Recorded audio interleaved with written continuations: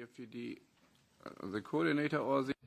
Coordinator. Oh, Mr. Dartmouth. Coordinator. Thank you. Well, first of all, I'm going to say something which may surprise you.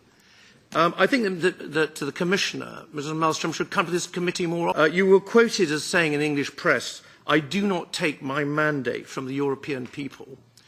And the fact of the matter is that you're carrying out negotiations which are very, very important to the people of my country and, for the matter, the other people of Europe. You should be held accountable. And as best as this committee, and one of the ways of doing it is to actually come up to this committee, particularly in view of the fact that 3 political groups voted against you at the confirmation hearings. And it was a pity that the ECR yet again chose to let down the British people. Now, I have read your by supporting the candidacy of the now Commissioner. That's why. Now, I've read this release with some care.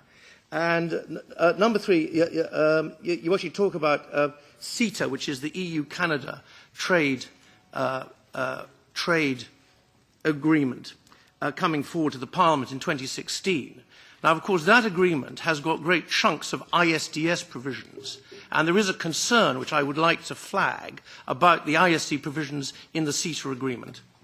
Now, and of course, I should point out, it's a bit of a debating point, but the ever-youthful MS McClarkin may not know that, of course, we in the UK had a trade agreement with Canada in 1975, which we turned our back on. And likewise, we had trade agreements with Australia and New Zealand in 1975, which we turned our back on. So it's rather ironic that over 40 years later, it should be welcomed the opening of negotiations.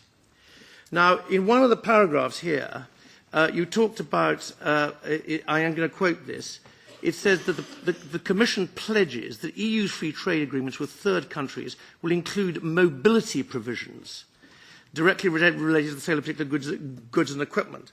Now, I'm very concerned, and my group is concerned, that this will simply be yet more immigration by the back door. And finally, and this is my final point, and I'm very brief, so I think you can put that gavel away. You talked about promoting European values. So all the EU negotiated trade agreements are going to have a political edge to them. This is the politicisation of trade. And I want to ask, have you ever done any impact analysis or working out what the costs of imposing your political agenda on trade might be? It would be very interesting to actually know the answer. And this is my final point. It's bad enough to have someone else in charge of my country's trade agreements. It's even worse, if that's possible, if negotiations are conducted according to a set of so-called values with which we don't necessarily agree. Thank you. Thanks a lot.